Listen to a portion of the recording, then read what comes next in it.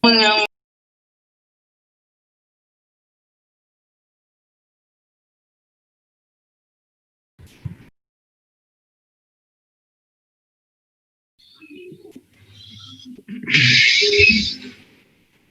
buenos días. Buenos días.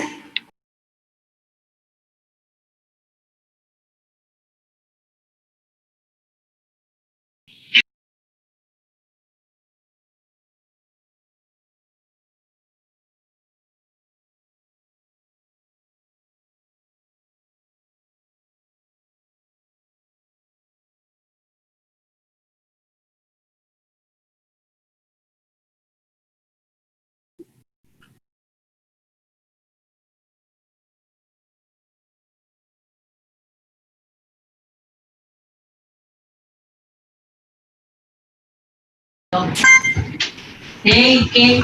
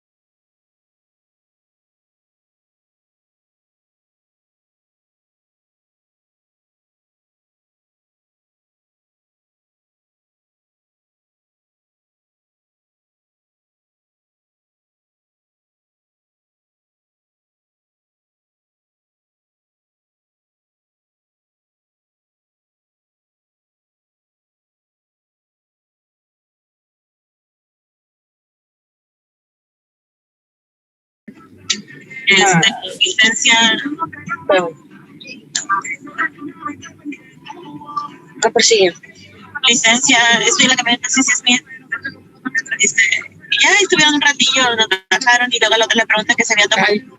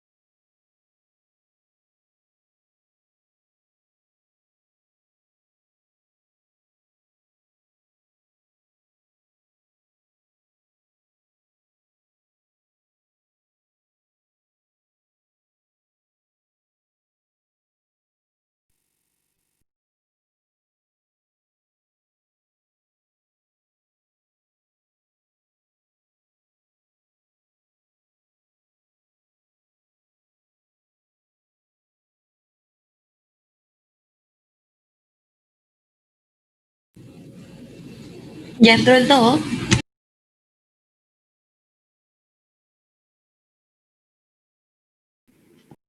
No, aún no entra. Ah, bueno. Gracias, Dayami. Claro, de nada.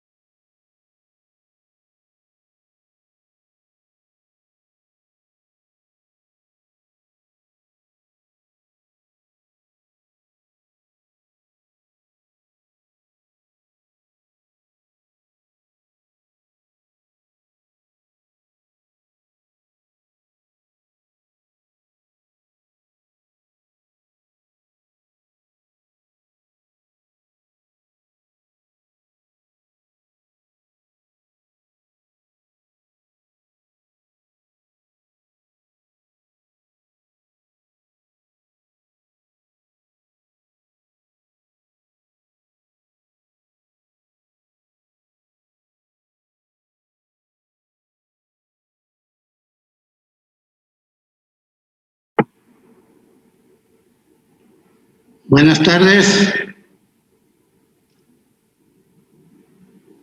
Buenas tardes. Iniciamos en cuanto ustedes digan y dispongan, ¿verdad? Ok, bueno, yo voy a hacer la primera. A mí me tocó exponer lo que es nariz. Bueno, en este caso, la nariz es la porción del tracto respiratorio superior al paladar. Al paladar duro, este va a incluir lo que es la externa y la cavidad nasal. Esta, a su vez, va a estar dividida en una cavidad derecha e izquierda por el tabique nasal. Daniela, gracias. Bueno, aquí en la nariz externa va a estar la pirámide ósea. Esta va a estar conformada por la apófisis nasal del hueso frontal, del hueso maxilar, los huesos propios de la nariz, el cual se van a articular con las primeras dos estructuras. La porción cefálica de los huesos propios de la nariz va a ser más estrecha y gruesa que la porción caudal. También... que pongas lo tuyo, voy a creer que lo pongas en un archivo comprimido. Debes que decir, no sé, la verdad no sé ni qué más.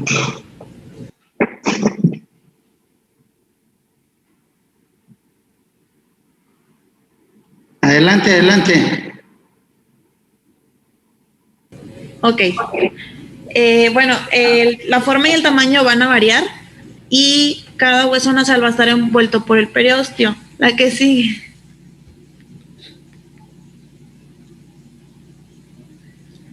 Está la válvula cartilaginosa, que va a tener dos laterales superiores, que es el derecho y el izquierdo, al igual un septal. Se va a fusionar para formar una sola entidad que va a ser más gruesa y fuerte sobre la porción cefálica.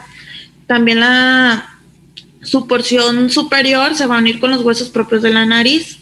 La porción terminal, no va a estar adherida al tabique.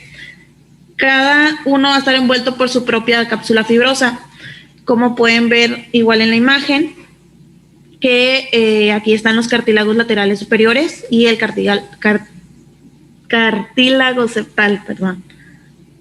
La que sigue. El óvulo. Va a estar conformado por la punta, el ala y las columellas. Se va a mover con libertad, sin continuidad de cartílago.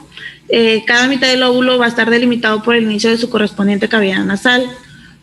Los músculos alares van a ser los dilatadores, que es un músculo nasal anterior y posterior, el piramidal de la nariz y el angular del músculo superior, al igual los constrictores, que son músculos transversos de la nariz, y el depresor del tabique. ¿Qué sigue? Bueno, en el tabique nasal, se va a dividir la nariz en dos cavidades, como comenté, que es la derecha e izquierda. La parte de arriba de la lámina va a estar por la lámina perpendicular del etmoides. Por delante es el cartílago septal o cuadrangular, el premaxilar y la porción membranosa de la columella. Y por abajo y atrás va a estar el vómer y la cresta maxilar, el palatina y esfenoidal. Va a estar constituido por tres porciones. Sí, estaba dormida. Lorna. Sí, estaba dormida. Va a estar constituido por tres porciones, que es ósea, cartilaginosa y membranosa. La que sigue. La pared lateral. Bueno, hablar ya. Lorna, tu micrófono lo puedes apagar, por favor.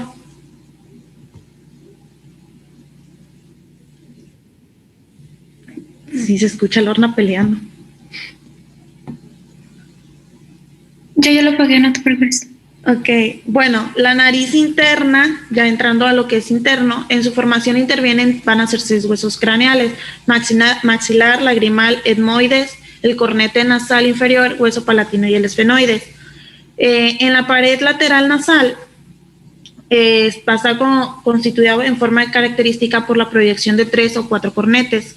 Estos cornetes se van a dividir en la actividad nasal en 3 meatos, inferior, medio y superior, En el espacio se van a comprender entre los cornetes y el tabique nasal. Este se va a denominar como el meato nasal común. ¿La que sigue? Bueno, aquí vamos a hablar de los senos paranasales. Ahora sí que frontal, pueden ver que es de 3 centímetros de alto, de 2 a 2.5 de ancho. Va a tener una profundidad de 1.5 a 2 centímetros y una capacidad de 6 a 7. Esta va a ser, la lámina anterior es diploica. En el etmoides el volumen es de 14 y en cada seno etmoidal se va a distinguir en 2 grupos, que es el anterior y el posterior. El anterior va a drenar en el meato medio y el posterior en el meato superior. El maxilar va a ser el más grande de los senos paranasales, tiene forma piramidal irregular. Y el esfenoidal va a estar situado en el cuerpo del esfenoides y su tamaño y forma van a ser variables. Este se va a dividir, bueno, el tabique interesfenoidal se va a dividir en 2 compartimentos, que es el derecho y el izquierdo. ¿Me puedes dar? La inervación de la nariz. Bueno, en la inervación sensorial de la nariz va a depender más que nada de la rama oftálmica y el maxilar del trigémino. La rama oftálmica va a dar origen al nervio nasociliar, cuyas principales ramas van a ser los nervios etmoidales anterior, posterior e infratroclear. La rama maxilar del nervio trigémino va a dar origen al nervio nasal postero superior y postero inferior. ¿Vale? Bueno, el nervio olfatorio, este va a descender del lóbulo frontal a través de la lámina cribiforme y se va a distribuir en la mucosa, la cual va a cubrir a la porción superior del cornetes. Y este nervio se va a anastomosar con el nasopalatino y el etmoides. ¿Me puedes? Gracias. El riego de la nariz. Bueno, en el riego interno proviene más que nada de las arterias etmoidales anteriores y posteriores, la rama de la arteria oftálmica, que proviene de la carótida interna. La arteria esfenopalatina, la rama terminal de la tercera división de la maxilar interna, va a proceder de la carótida externa y se va a dividir en arterias nasales posterolaterales y arteria septal posterior. Aquí habla de que las venas de la nariz se van a denominar al igual como respectivo de las arterias. ¿La puedes dar? Bueno, en la función respiratoria tenemos lo que es las válvulas nasales. Estas tienen estructuras que van a regular el flujo del aire, que como pueden ver es la válvula nasal, la región anterior del corneto inferior y el tabique, y la 3 es el tejido eréctil del tabique nasal. La limpieza o filtración del aire, va a ser a través de las vibrisas y cuerpos extraños que se van a eliminar por aglutinaciones en la capa del moco. En la humectación es indispensable para la actividad y preservación de los cilios y su recuperación de la mucosa nasal a través del aire expirado. El calentamiento del aire, esto más que nada va a facilitar el intercambio del oxígeno y el dióxido de carbono en los pulmones. La resistencia nasal. Bueno, aquí el flujo del aire de la nariz cuenta con 2 tipos de presión, que es la negativa durante la inspiración y positiva durante la expiración. En el ciclo nasal, más que nada es de la congestión y descongestión regular. Los reflejos nasales, bueno, esta inervación de la mucosa proviene del trigémino y su estimulación produce lo que es el estornudo y otros reflejos cardiorrespiratorios. ¿Me puedes dar? Y bueno, en la fisiología, la función olfatoria, va a constar de 2 capas, que es el epitelio olfatorio superficial, la lámina profunda, la cual en esto se van a dar lo que es neuronas sensoriales olfatorias, células de soporte, las basales, al igual una lámina propia que va a tener 3 capas, que es una capa vascular, glandular, que va a estar formada por la glándula de Bowman y los vasos sanguíneos, una capa nerviosa y una vascular profunda. En el olfato se van a originar la flacidez olfatoria, los receptores olfatorios van a estar cubiertos por una capa delgada del moco y estos van a constituir a neuronas más superficiales. El epitelio olfatorio se regenera de forma continua cada 30 a 35 días. ¿Me puedes dar, por favor? Y esto. Bueno, les voy a hablar sobre la anatomía y fisiología del oído. Bueno, primero que nada, lo de la anatomía. Como sabemos, el oído humano se encuentra dividido en oído externo, oído medio y oído interno. Desde el oído interno salen las conexiones nerviosas que lo relacionan con el sistema nervioso central, principalmente por el nervio coclear y por el nervio vestibular. Bueno, vamos a comenzar primero con el oído externo. El oído externo está formado por el pabellón auricular y el conducto auditivo externo. El pabellón auricular es una estructura constituida por cartílagos cubiertos de piel. Los cartílagos reciben diferentes nombres, siendo los más importantes los que son hélix, antihélix y el trago. Están cubiertos de pericondrio, siendo el pericondrio del trago en su cara posterior uno de los elementos usados para el injerto en las operaciones de timpanoplastía. El lóbulo del pabellón es la única zona que no posee cartílago. En la irrigación está dada por las ramas de la arteria temporal, superficial y auricular posterior. Los vasos linfáticos drenan a los ganglios auriculares anterior y posterior e inferior. Los nervios motores que inervan los diminutos músculos que rodean esta zona están dados por el nervio facial. Oído medio. El oído medio se encuentra entre el oído externo y el oído interno. Es un espacio de aire revestido por mucosa respiratoria y en cuyo interior se encuentra la cadena osicular. Está formado por un martillo, el yunque y el estribo. El martillo está íntimamente adherido a la membrana timpánica, de modo que no es posible un movimiento de esta sin un movimiento del martillo. La articulación del martillo con el yunque y la de este con el estribo son rígidas, de modo que todo el movimiento de estimulación de la membrana timpánica se transmite al estribo. Eso se encuentra en un espacio conocido como ventana oval, la que está cerrada por la platina del estribo. En el espacio de aire entre la ventana oval y la platina se encuentra un ligamento anular que cierra este compartimiento de aire, que es oído medio del oído interno. Oído interno. El oído interno está formado en un espacio que deja el hueso temporal en la región denominada hueso petroso. Al espacio se le denomina laberinto óseo y a la estructura membranosa que existe en su interior se le denomina laberinto membranoso. Entre el laberinto óseo y el membranoso existe el líquido denominado perilinfa, un ultrafiltrado sanguíneo de composición similar.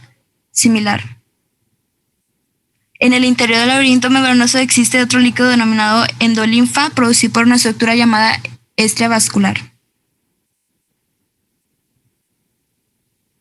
Bueno, fisiología del oído. El oído humano tiene la capacidad de percibir las frecuencias ubicadas entre 20 y 20.00 ciclos por segundo.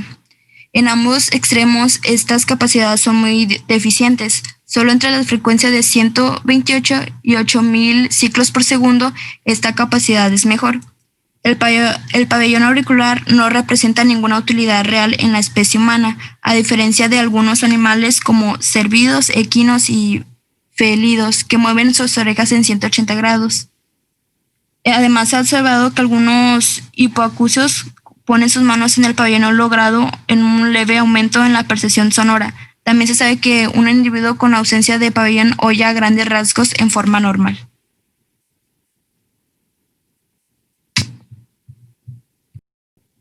Ok, yo les voy a hablar sobre la anatomía y la fisiología de la faringe. Pues como ya habíamos mencionado anteriormente, es un conducto musculomembranoso situado por delante de la columna cervical y por detrás de las fosas nasales de la cavidad bucal y de la faringe.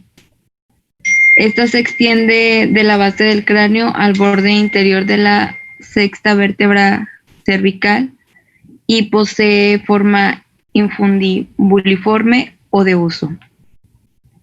Mide de 13 a 14 centímetros de longitud, 5 centímetros transversalmente en la parte más ancha y 2.5 en la parte más estrecha. Y dentro de estas se pueden distinguir tres porciones, que es la superior o nasal, la media o la bucal y la inferior o laringea. En su configuración externa y sus relaciones, pues esta posee una cara posterior, dos caras laterales y dos extremos. En su cara posterior dice que esta es casi plana y se relaciona con el espacio retrofaríngeo, por la parte anterior con la faringe y por la posterior con la lámina prevertebral y de los laterales con los tabiques nasales. Su parte superior, esta se va a insertar en la base del cráneo por medio de un tracto fibroso central y dos laterales fuertemente adheridos, y está en relación con el espacio maxilofaringio y su contenido. Y el extremo inferior se va a relacionar con la sexta vértebra cervical en la cara anterior y con la parte posterior del cartílago cricoides. Y este va a estar en relación con el paquete vasculonervioso del cuello, el cuerpo tiroides y sus pedículos vasculares. En la rinofaringe, la parte anterior pues no existe. La parte superior están los folículos que forman la amígdala faríngea. La parte posterior conforman una curva cóncava hacia adelante. En los laterales aparecen los orificios faringeos de la trompa de Eustaquio y la parte inferior está formada por el velo del paladar.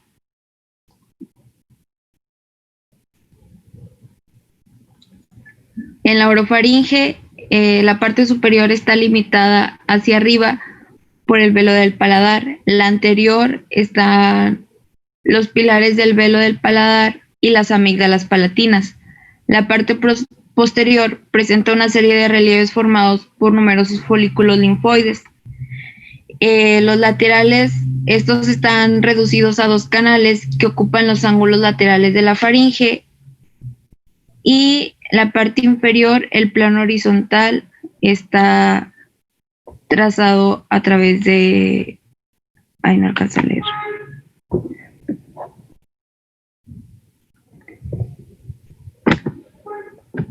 La siguiente, por favor. La hipofaringe, esta se relaciona por delante con la faringe y en ambos lados de la faringe se encuentran dos depresiones verticales por los que desciende el bolo alimenticio hacia el esófago. En su constitución anatómica está formada por tres capas, que es la muscular externa, que se compone por los músculos elevadores y los músculos constrictores, la mucosa interna y la fibrosa, que es el armazón del esqueleto de la faringe. Los músculos elevadores son el estilofaringio, que se inserta en la cara interna de la base de la apófisis estiloide, y el faringostafilino, que se aloja en el pilar posterior del velo del paladar.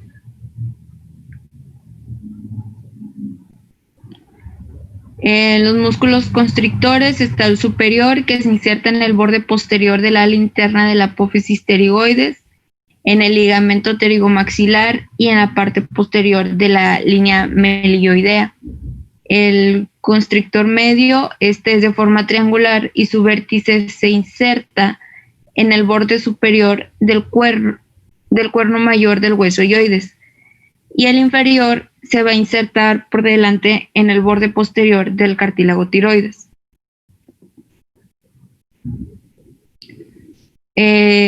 En la irrigación, pues va a estar irrigada por la arteria faringe ascendente, la rama directa de la arteria carótida externa, la palatina ascendente, rama de la arteria facial, las ramas de la arteria faringe descendente y la arteria dorsal de la lengua.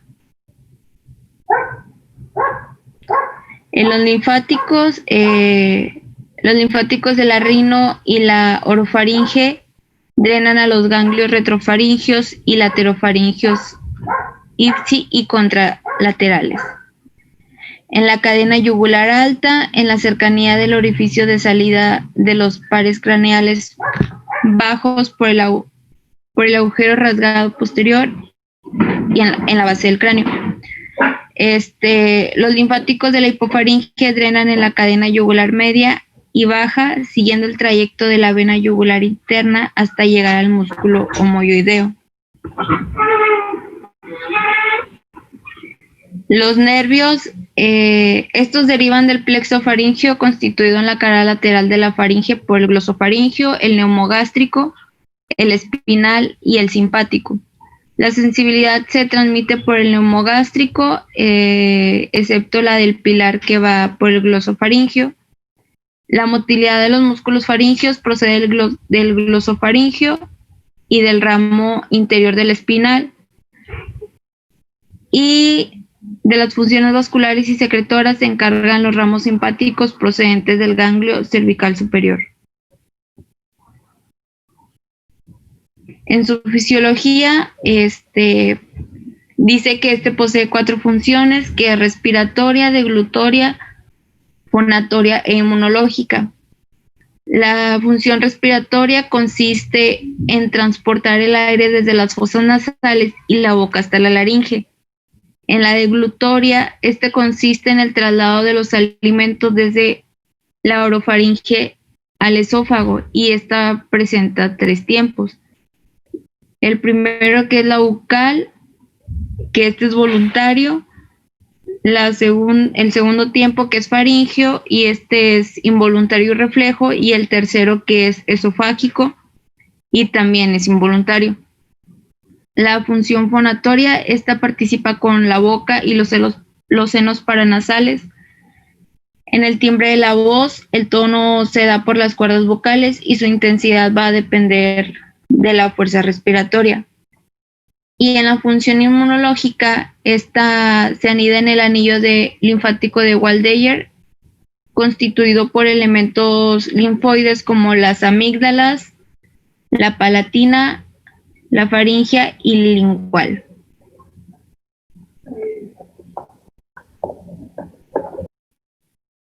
Bueno, ahora les voy a hablar sobre la laringe. Bueno, principalmente la laringe es una parte de la actuar entre la faringe y la tráquea y por lo tanto va a formar parte de las vías respiratorias superiores.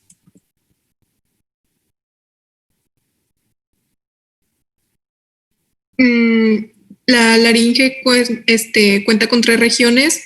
La primera es la región supraglótica, que esta es una zona que va desde el orificio superior de la laringe hasta la región de las cuerdas vocales.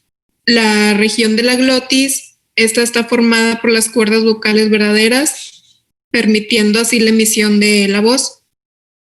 Y la tercera, que es la región subglótica, que esta región va desde la región glótica hasta la unión con la tráquea. Y se considera ya parte de las vías respiratorias inferiores. Ahora, la anatomía de la laringe, el esqueleto laríngeo. Lo conforma el hueso yoides, que tiene un cuerpo central, 2 huesos mayores y 2 huesos menores. La superficie posterosuperior va a servir de una unión a las membranas tiroideas y epiglóticas. Esta se va a unir a la mandíbula y la base del cráneo por el ligamento estiloioideo y diferentes músculos como el digástrico, estiloioideo, miloioideo, ioglosio, y el genioioideo. Las uniones de estos del músculo esternoioideo y homoioideo van a ayudar con el movimiento inferior de la laringe. El cartílago tiroides. Este es un cartílago hialino y es el más grande de la laringe. Se va a integrar con 2 alas que se unen en un plano anterior para formar un ángulo agudo. En el varón son de unos 90 grados y en la mujer son de 120. La superficie del cartílago va a estar recubierta por pericondrio grueso y la distancia entre las cuerdas vocales a nivel de la comisura anterior y el borde inferior es de la porción central del cartílago tiroides, es de 10.2 milímetros, y respecto de la porción central del borde superior del mismo cartílago van a ser de 9.9 milímetros. El cartílago cricoides también es un cartílago hialino, es de forma anular, con un arco anterior estrecho de 5 a 7 milímetros de altura y una lámina posterior más ancha de 20 a 30 milímetros de longitud. La superficie posterior de esta lámina va a contar con los músculos cricoaritenoideos posteriores y también se va a unir con las fibras musculares esofágicas longitudinales. La epiglotis es un cartílago fibroelástico delgado y flexible en forma de hoja. Cerca de la porción terminal de este inferior del petiolus va a existir una prominencia que se llama tubérculo epiglótico. La epiglotis está perforada por varios orificios por abajo de la unión del ligamento ioepiglótico y el pericondrio de la epiglotis se va a adherir con firmeza al cartílago. Los cartílagos aritenoides son dos cartílagos hialinos de aspecto piramidal que se articulan con la cara superoexterna de la lámina posterior del cartílago cricoides. La base de estos van a formar dos apófisis. La primera es la muscular, que esta va a funcionar como unión del músculo cricoaritenoideo y se dirige en forma posterior-externa. La segunda es la vocal, que esta se va a proyectar hacia adelante y se diferencia del cuerpo del aritenoides porque está formada de cartílago elástico. La musculatura laringea. Son dos tipos de músculos que son los extrínsecos y los intrínsecos. Los extrínsecos se van a encargar del movimiento y fijación integrales de la laringe y aquí van a haber dos tipos, que son los depresores y los elevadores. En los depresores se entra el tiroideo, esternoideo y homoioideo con inervación del asa del hipogloso. Y los elevadores van a ser vientres anterior y posterior del músculo digástrico, estiloideo, genioideo y miloioideo. Y los intrínsecos de estos van a ser músculos pares, con excepción del interaritenoideo. Uno de los intrínsecos, varios son los cricotiroideo, tiroaritenoideo, cricoaritenoideo posterior, el externo y el interaritenoideo. Las articulaciones laringeas. Son dos. La articulación cricotiroidea, esta está sostenida por 3 ligamentos cricotiroideos, el anterior, inferior y posterior. Y la cricoaritenoidea, esta va a contener una cápsula articular recubierta por sinovial y está reforzada en su región posterior por el ligamento cricoaritenoideo. Va a producir dos tipos de movimientos, que uno es de enmecedora o vertical y el otro horizontal o de deslizamiento. El ligamento cricoaritenoideo contribuye a mantener esta articulación en posición, en especial durante una abducción. Su irrigación va a derivar de ramas de las arterias tiroideas superior e inferior. En la superior, esta va a emitir una rama laringea superior que se divide en las ramas infraioidea y cricotiroidea. La inferior da origen a la laringe inferior, cruza el nervio laringeo recurrente y juntas entran a la laringe en la porción posterior de la articulación cricotiroidea. El retorno venoso de la laringe se va a llevar a cabo a través de la vena laringe superior y las venas tiroidea superior y media, que estas van a drenar en la yugular interna. La inervación va a hacer a cabo el nervio laringeo recurrente, que va a suministrar inervación motora a los músculos laringeos intrínsecos, con excepción del cricotiroideo. El nervio laringeo superior se va a dividir afuera de la laringe en una rama interna y otra externa. La interna va a ser aferente y confiere sensibilidad a la región supraglótica, y la externa va a ser motora y va a inervar el músculo cricotiroideo, que es un tensor de las cuerdas bucales. La fisiología de la laringe. La primera va a ser la regulación laringea de la resistencia aérea. La resistencia laringea al paso del aire corresponde casi al 19% de la resistencia aérea total. Durante la respiración normal, las cuerdas vocales se hallan en abducción y la resistencia va a ser menor. Al final de la inspiración, las cuerdas se encuentran en aducción e incrementa la resistencia laringea. Durante la hipercapnia, se amplia la glotis, aumenta la actividad eléctrica del músculo cricoaritenoideo posterior y decrece la resistencia aérea de la laringe. Esta caída es primero inspiratoria y luego expiratoria. La hipoxemia también va a reducir la resistencia laringea. El reflejo de cierre glótico, la laringe se va a desarrollar como un esfínter para prevenir la contaminación pulmonar durante la deglución. El reflejo de cierre se va a producir por una rápida contracción del músculo tiroaritenoideo en respuesta a una estimulación del nervio laringeo superior. Una exageración o prolongación del cierre glótico puede consistir en una forma de convulsión focal. El umbral de este reflejo va a aumentar durante la inspiración y va a disminuir en la expiración. El cierre del reflejo glótico se facilita por lo siguiente, que es la fase, bueno, son por cuatro porciones, que es la fase expiratoria, la disminución del dióxido de carbono, el aumento de PO2, la presión intratorácica negativa y la laringoespasmo se va a inhibir por la fase inspiratoria, un aumento de PCO2, la disminución de PO2 y la presión intratorácica positiva. Daniela, queda menos de un minuto. Nos volvemos a meter a esta misma. Ok. De acuerdo, ahorita nos volvemos a conectar.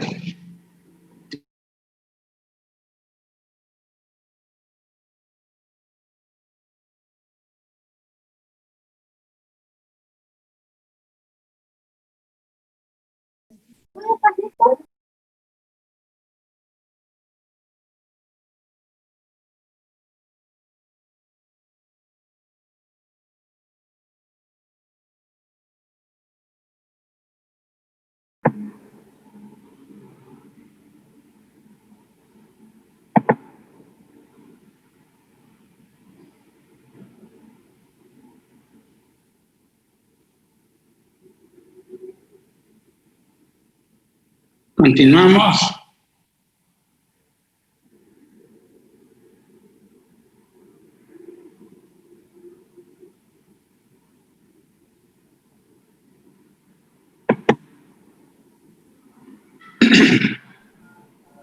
Se escucha en el tren, una disculpa.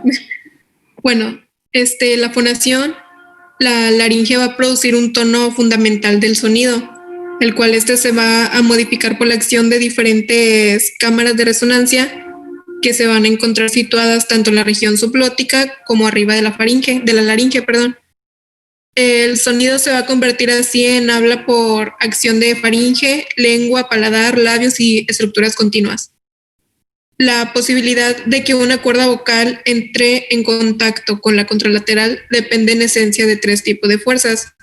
La primera es la tensión de la cuerda vocal, la segunda es disminución de la presión del aire subglótico con cada vibración, que va a estar causada por la abertura glótica, y la tercera es un efecto de aspiración del aire que va a escapar, que se llama efecto de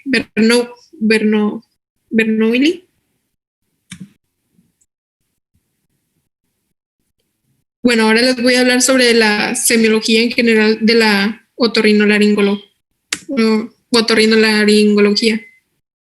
Del oído, va a ser, se puede encontrar la hipoacusia, que es la disminución del nivel de la audición. La otorrea, que es un flujo mucoso purulento que se exterioriza a través del meato auditivo externo, procedente del conducto auditivo externo o de la caja del tímpano. Los acúfenos, que es una percepción de un sonido no engendrado por una vibración del mundo exterior e inaudible para otras personas. Este es muy común en la tinnitus. El prurito prurito óptico, que es el picor de oídos, y entre los diagnósticos más comunes se encuentran el eczema y la otomicosis. La otorragia, que es un sangrado en el conducto auditivo externo. La otolicorrea, que es la salida del líquido cefalorraquídeo por el conducto auditivo externo. La mala discriminación verbal, que es un descenso de la inteligibilidad de la palabra. Esta suele ponerse de manifiesto en ambientes ruidosos y también cuando varias personas coinciden en una misma conversación. La otodinia, que es el dolor propio del oído y se debe a procesos inflamatorios, traumáticos o tumorales que asientan en el oído. La otalgia, va a ser un dolor referido al oído, pero originado a distancia de este. La cofosis es una sordera total y va a ser el grado más grave de una hipoacusia. La plenitud óptica, que es la sensación de taponamiento, ocupación y presión en el oído. La hipoestesia es un aumento del umbral sensitivo referido generalmente a una zona anatómica o metamérica inervada por una de las ramas del trigémino. La hiperestesia dolorosa, que esta es una sensibilidad exagerada en alguna de la metámera cervicofacial. La paracusia va a ser una alteración de la percepción de la palabra en diferentes situaciones con respecto a un hormoyente. La algiacusia va a ser una sensación molesta e incluso dolorosa en el oído cuando el paciente se expone a un sonido intenso. El reclutamiento, el oído con reclutamiento va a percibir una mayor sensación sonora que un oído normal para la misma cantidad de estímulo físico. La fatiga auditiva, la disminución de la audición que ocurre después de la exposición prolongada a un estímulo intenso. La adaptación auditiva, que es un fenómeno que se va a manifestar como una pérdida de agudeza auditiva en el umbral cuando recibimos cierto tiempo de estímulo luminar. El vértigo es una sensación de movimiento de carácter giratorio del entorno que le rodea a la persona. Y el nistagmus, que va a ser un movimiento rítmico en vaivén que ocurre en ambos globos oculares simultáneamente. Ahora, la semiología de la nariz se va a encontrar la obstrucción nasal, que esta va a ser una disminución de la permeabilidad de las fosas nasales. La rinorrea, esta va a ser una secreción nasal. Rinoliquia, esta va a ser salida del líquido cefalorraquídeo por las fosas nasales. Anosmia, pérdida del olfato. Agusia es una sensación de pérdida del gusto. Cacosmia es la percepción subjetiva de malos olores. Parosmia, perversión de la sensación olfatoria. Epistaxis, la salida de sangre por las fosas nasales. Hiperosmia, un aumento de la sensación olfatoria. Y la semiología de la cavidad oral, también contando laringe y faringe. La disfagia es una dificultad para tragar la comida. La odinofagia es el dolor a tragar. Aerofagia, la deglución de aire y expulsión brusca y suidosa por la boca, que es el eructo. Halitosis va a ser la fetidez del aliento. Cialorrea, exceso de saliva. Y el antialismo es la escasez de saliva.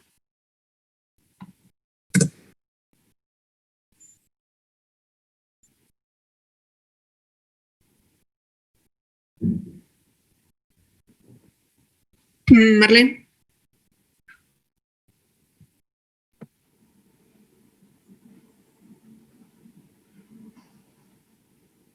Continuamos, Marlene.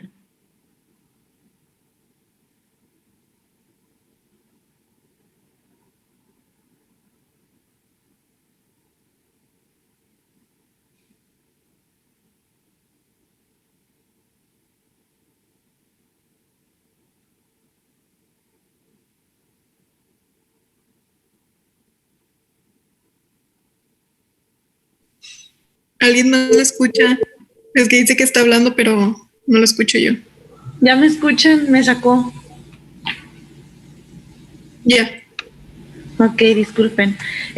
Voy a hablar sobre los estudios en el diagnóstico en otorrino. ¿La que sigue? Vamos a hablar más que nada ahorita de exámenes del oído. El primer examen, como había...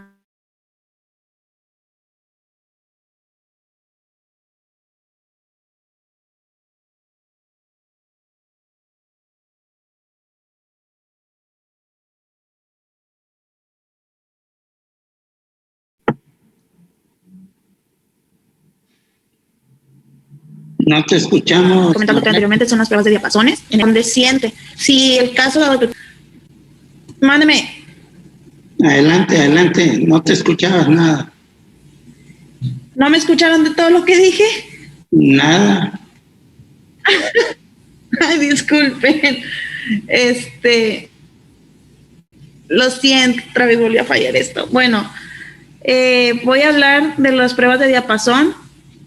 En caso de que no se escuche, díganme, por favor. Como comentó el doctor, está la prueba de Weber y la prueba de Terrain. En la de Weber, al golpear el diapasón, va a vibrar. Esto se le va a preguntar al paciente en qué parte siente la vibración. Si la percepción llegase a ser simétrica, esto quiere decir que su percepción máxima es el punto de apoyo del diapasón, que esta más que nada nos va a indicar una audición normal o la pérdida bilateral de una intensidad similar. Si el paciente no llega a escuchar nada, entonces esta prueba pues no va a tener utilidad.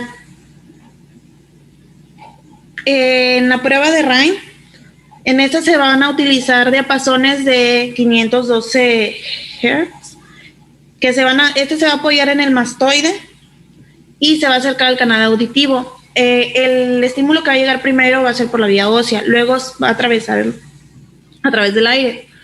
En la vía aérea, el Rhine va a ser positivo. Si el paciente más que nada te va a indicar en dónde siente el ruidito o la vibración.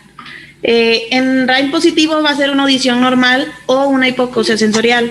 Y en la vía ósea, que es un Rhine negativo, es una hipoacusia de transmisión. En este caso ya les puse una imagen de la de transmisión, la normalidad de percepción. ¿Me puedes dar, por favor? La audiometría tonal. En nos va a emitir tonos puros, que son tónicos sin armónico, de diferentes frecuencias a diferentes intensidades. En se le va a llamar lo que son los decibeles. Estas van a utilizar vías de estimulación. La vía aérea son uso de fonos y la vía ósea van a usar vibrador óseo en la mastoide. En este caso, se va a medir la capacidad de discriminación del sonido. La discriminación va a empeorar a medida que la hipoacusia es mayor. Cuando una hipoacusia es mayor, puede que haya un daño a nivel del nervio acústico. Al igual que existe una hipoacusia sensorio-neuronal, y va a realizar más que nada pruebas liminares para establecer si existe algún reclutamiento propio del órgano de Corti o un deterioro tonal, que va a ser el compromiso neuronal. Y puse una imagen de cómo sería una audiometría tonal. ¿Puedes dar? Bueno, la impedanciometría, esta más que nada va a realizar 3 mediciones, que es la complacencia timpanométrica, la estática, que es para ver si no existe algún derrame en el oído, el reflejo acústico, que va a determinar un fenómeno no descrito, perdón. En el reflejo acústico va a tener una principal clínica, que es para el estudio de las hipoacusias sensorio-neuronales. Va a precisar la energía que es transmitida al oído, que es, en este caso va a ser la complacencia, y cuánta se pierde, que es la reactancia. ¿Le puedes dar? En potenciales de bocados, más que nada es en recién nacidos y lactantes con déficit auditivo. Este examen va a ser objetivo del órgano peridérico y de la vía acústica. En se ha propuesto la medición más que nada de emisión acústica de la de la cóclea. También igual tenemos, ¿lo puedes dar por favor? Estudios de la nariz y las cavidades perinasales. En esa es la endoscopía, que en este estudio, lo que venía en el libro, es de que aquí necesitan más que nada el apoyo del paciente. Este va a examinar lo que es la nariz, la rinofaringe y la cavidad perinasal, que es el complejo osteomeatal. Este examen va a buscar masa, sangrado, inflamación o descargas transmeatales, pero al igual que es uno de los exámenes pues mejorcitos, también va a tener sus desventajas. En este caso es un examen muy costoso y pues obviamente al ser costoso va a limitar su uso, porque pues lamentablemente no todos lo pueden pagar. ¿Le puedes dar? Bueno, la transluminación, va a examinar el seno maxilar, se va a apoyar la luz sobre la cara externa de la mejilla y se va a iluminar el paladar óseo. El seno está inflamado o ocupado, bueno, va a checar si el seno está inflamado o ocupado por mucopus, que va a producir una opacidad. Puse una imagen ahí como de prueba, o sea, un ejemplo. Va a tener ventajas este procedimiento, que es un procedimiento sencillo, es muy barato, pero solamente va a ser un procedimiento orientador. ¿Le puedes dar, por favor? Bueno, la rinomanometría, va a medir la resistencia del flujo aéreo nasal a través de una oliva colocada en la fosa nasal, como pueden ver ustedes en la imagen. Aquí, al poder ver alguna obstrucción nasal, se va a producir es porque se produce una hipertrofia de la mucosa, alguna deformación estructural o colapso dinámico de la vía aérea. En estos necesitan igual cooperación de los pacientes. ¿Le puedes dar, por favor? Bueno, en lo que es laringe, vamos a tener lo que son... Daniela, ¿le puedes dar? Una fibroscopía flexible. Esta va a evaluar la laringe, igual durante la fonación y la faringe. En este caso, la punta del fibroscopio es flexible, el cual el médico se puede orientar hacia la zona que se desea examinar con precisión. La estroboscopía, esa va a permitir el examen de los patrones vibratorios de cada cuerda, las disfonías funcionales. En este examen tiene ventajas. Los videoestroboscopía tiene ventajas. ¿Por qué? Porque aquí, como pueden ver, es que va a permitir un análisis de la voz, un registro permanente. Al igual facilita más que nada para la cooperación de hallazgos pre- y post-tratamiento. Permite el diagnóstico de patologías subyacentes, puede realizar una evaluación del patrón vibratorio de la cuerda y facilita la educación vocal del paciente. ¿Le puedes dar, por favor? Electromiografía. Va a ser con empleo de electrodos y va a registrar la actividad electromuscular de la laringe. En este examen puede llegar a diferenciar entre una parálisis laringea y una fijación de eritenoides. Va a determinar al igual la parecia de diferentes músculos laringeos. Otra de las cosas que se me hicieron muy importantes, doctor, ¿me puedes dar? Es esta, de hecho ahí le puse notas importantes. Esto yo lo saqué del manual de Aliro Correa, que dice que la audiometría tonal no es el examen más apropiado para evaluar la hipocosis en un niño. ¿Por qué? Porque sus respuestas no van a ser confiables. Y la impediciometría va a ser el mejor tratamiento para determinar si existe algún derrame en el oído medio.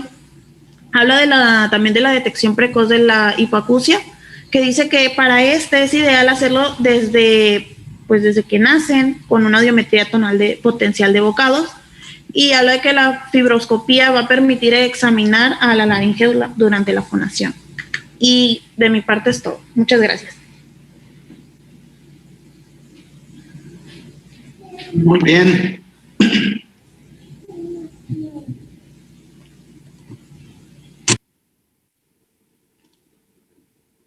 ¿Es todo? ¿Falta alguien más?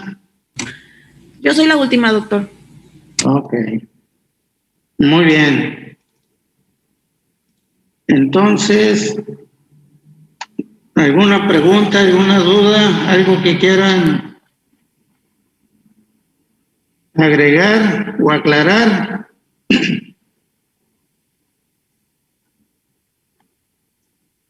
No, doctor. No tengo todavía las calificaciones, todavía no las termino de sacar, entonces no las tengo de momento, se las envío después.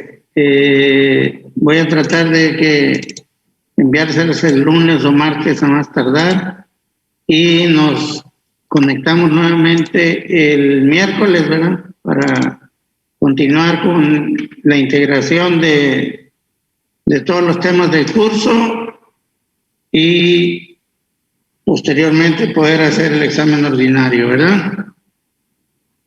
Sí. Ok, pues si no hay nada que agregarle, que tengan un excelente fin de semana y nos vemos el miércoles. Gracias. Igualmente, doctor. Gracias. Igualmente. Igualmente. Luego nos vemos. Que tenga buen fin.